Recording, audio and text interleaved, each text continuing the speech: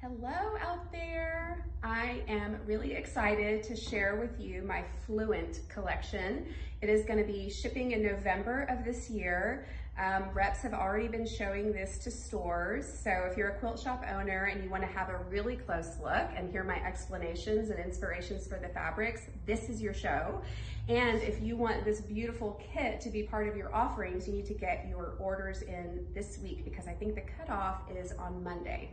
But let's look at the fabrics one by one.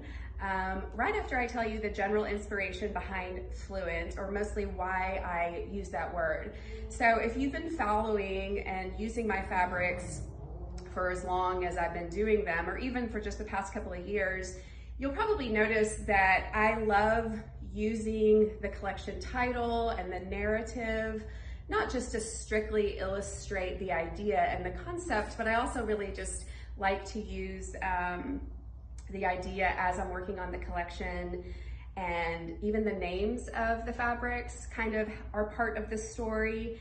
And the very first fabric for Fluent was this one right here, and we can go ahead and get started. I had been working on the collection while I was listening to some Greek language tapes to try and brush up on my Greek.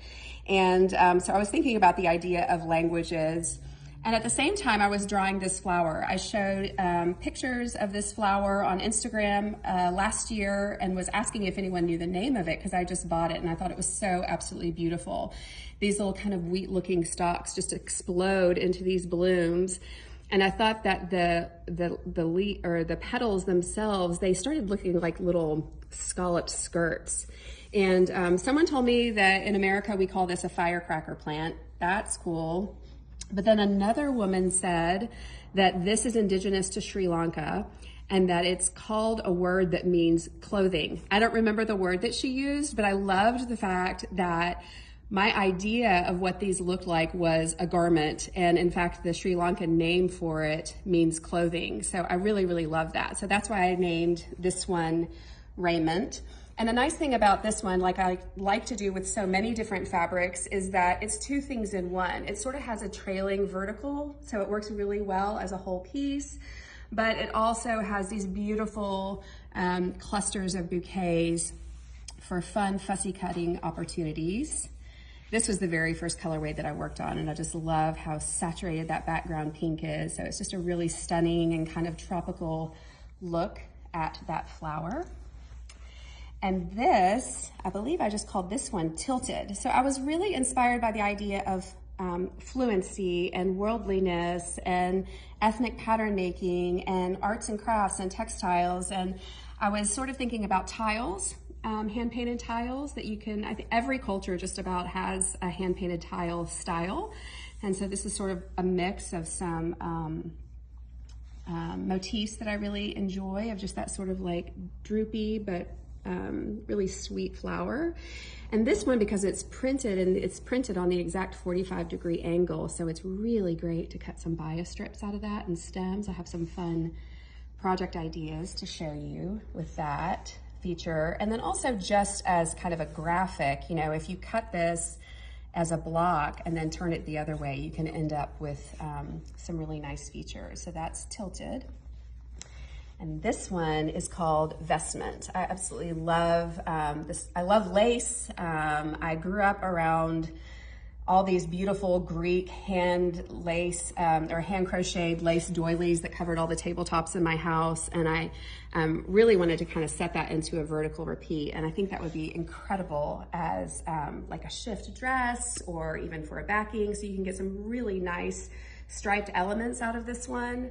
And look at this pink one. Look at that, how cool would that be? Just to have a simple shift and then run that pink all the way down the center, be very slimming and pretty. But again, really beautiful as a background for applique, as printy for blocks, but the whole piece kind of creates this lovely, I'm gonna open this one up so you can see how many kind of full repeats of that lace pattern there are. So I work really hard to try to make sure that you are getting the most design for your buck out of a yard of fabric. So you can see that you have 3 main panels of this lace. It's not getting like whacked off right here. you're welcome. I work really hard on that. But this is a really, like, it almost looks like a little pin tuck or a little smocking down the center with that dark background. So this is called Vestment.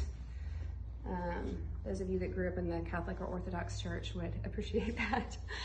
And this one, I was really inspired by just a kind of a splashy painterly rose. I don't do things like that very frequently. I have either very stylized flowers or I have more photoreal style flowers like in the Raymond pattern.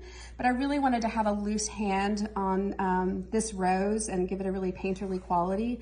Again, sort of referencing tiles. And so this is a wonderful block cutting opportunity and fussy cutting, or even just a cheater, because you could just quilt this and you could have a whole cloth quilt. And then here's this lovely pink one.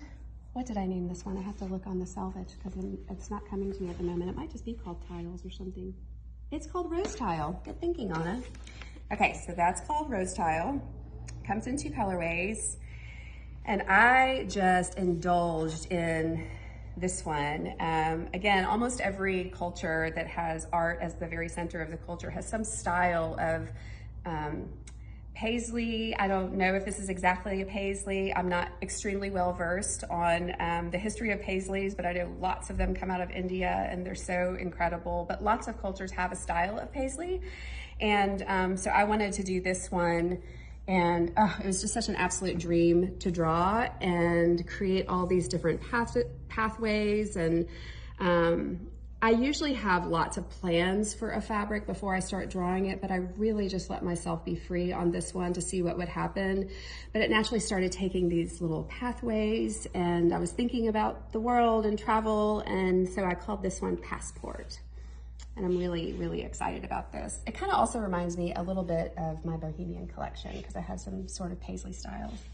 And then this is more of a kind of intense, higher contrast coloration where we actually have some black instead of deep brown and some really bright oranges, purples, blues, golds. So much fun to appreciate. And I cannot wait to show you the applique I've been working on, because even though these are very stylized clusters, they really serve beautifully as leaves and flower heads. So a gorgeous fabric to use as the whole piece, and then of course to cut up. And then this one, what did I call this guy? This one's called Incarnation, and I was thinking about blossoming and flowers and seasons and repetition. And this one kind of reminds me of embroidery a bit.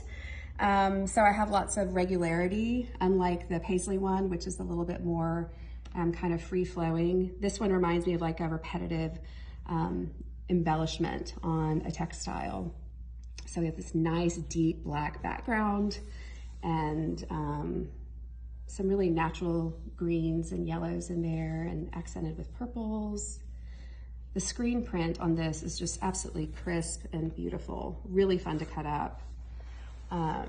And then this is a little bit more naturalistic one with that deep, it's almost like a berry brown, if that's a word. I know a lot of people aren't excited about brown. This one is a very red brown, and it's such a nice tone to set bright colors against. And then I liked this one so much, I decided that we also needed a smaller scale and kind of paler version. So this would make like a really nice scallop border. Because it's not so intense on the one cluster. There's not as much contrast, so it's a really good one to use for continuous patchwork or, you know, sort of border designs. And in thinking about, you know, languages that you don't have to know the language or listen to audio tapes, you know, dance is another one of these things that is a very worldly and universal language. And so I was thinking about dance when I did this one, and it's called disco. I don't care where you go in the world, that that you hear coming out of a club or a restaurant, like everybody knows that language. So I really loved the idea of like lights and spinning and clusters of people having a joyful time dancing. And I love this colorway of disco. Really, really fun floral colors and a really nice milky, limey yellow, nothing highly acidic, so it has a softness as well as a brightness. And the wild card in Fluent was inspired directly from my heritage and those Greek language tapes that I was listening to as I was drawing this collection. I decided to do some Grecian urns. I have thought about doing a print like this forever. I absolutely love ancient Grecian urns. The patterns and styles are so incredible. And I decided to do it so that, you know, you would have two colors in one. I really wanted it to be tonal, but I think it can make a really cool kind of like boxy cut shirt if it were like split down the middle with the coral on one side and the blue on the other side, but really fun to fussy cut, really fun to use an applique. I can't wait to show it to you. But it's sort of a fun surprise that when you open it up, it's got two colors on it. But I want you to look at the fun detail of all these sort of traditional Greek scenes. People are eating grapes, people are telling stories, people are riding carriages and horses, and yeah, lots of the, you know, the Greek key is in there, this little spade floral that's so indicative of ancient Greek design, just such a volumes and volumes of decorative art all within those vases are just like really incredible. It was really fun to research and look at some historical pieces. So I am standing in front of the Trilingual Quilt. And I guess I called it trilingual because I was thinking of being fluent in things like flowers, in light and dark, in patchwork. And so this quilt, unlike lots of patterns that I do for collections, this is 100% patchwork. So if you're scared of applique, this is such a fun quilt to approach. It's a really easy one. You can see these big whole pieces of, I think that's a 12-inch. They're just a bunch of bordered blocks coming together. And because of the way the fabrics are cut and the design is used, it's deceiving, and you kind of feel almost like there's some applique in there because of the positioning. And you also sort of feel like maybe there's more patchwork than there is.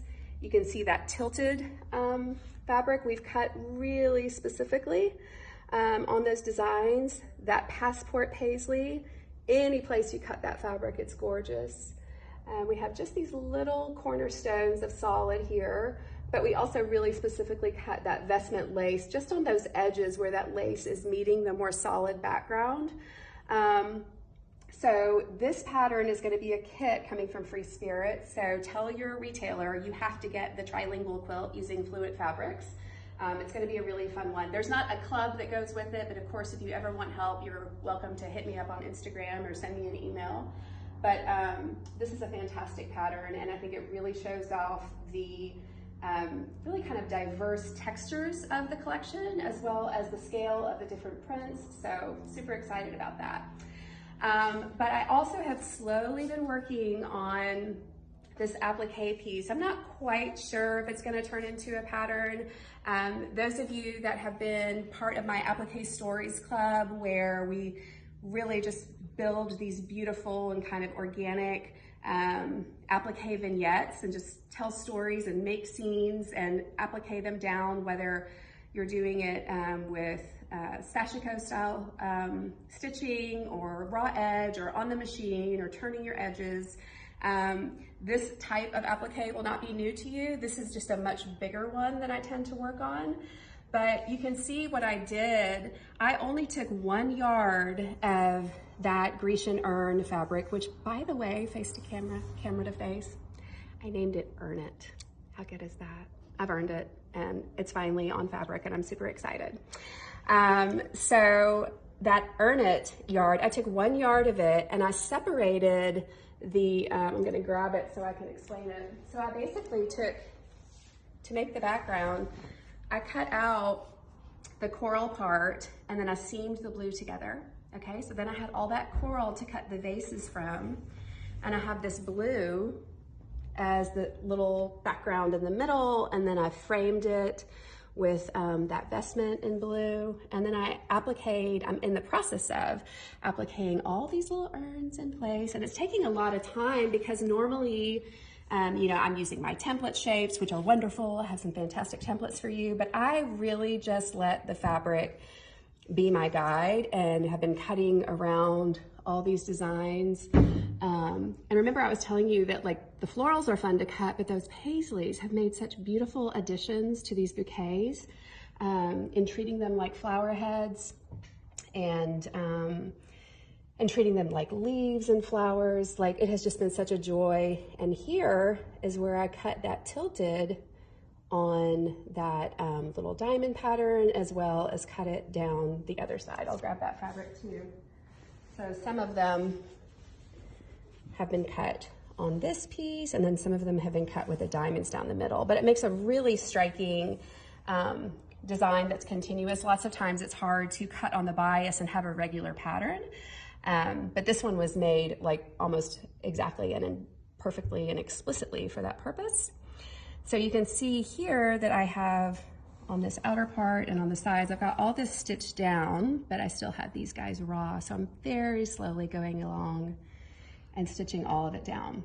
So my plan for this piece is to only do applique here on the center, but I think I'm gonna continue to add strips and cornerstones of different widths all the way around to really just accentuate and kind of zoom your eye in to this vignette. But it has been a kind of neck-breaking, but an incredibly huge joy for me to work on this for the past couple of weeks. So, in order to support all your quilting habits, we also have exploded that passport design. I'll walk back over here. How amazing is that gonna look? This is a backing. We have 108 inchness of this whole guy. Look at this. This is just about a yard of it, I think.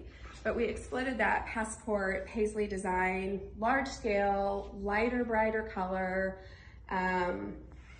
I don't care what shape or size quilt you're doing, like with this collection, this is gonna be such a beautiful backing. And of course, with lots of my collections, like this looks so good, even with the Made My Day collection out there right now, as well as Welcome Home, that's winging its way to the States right now. Actually, it's on a boat, it's not winging.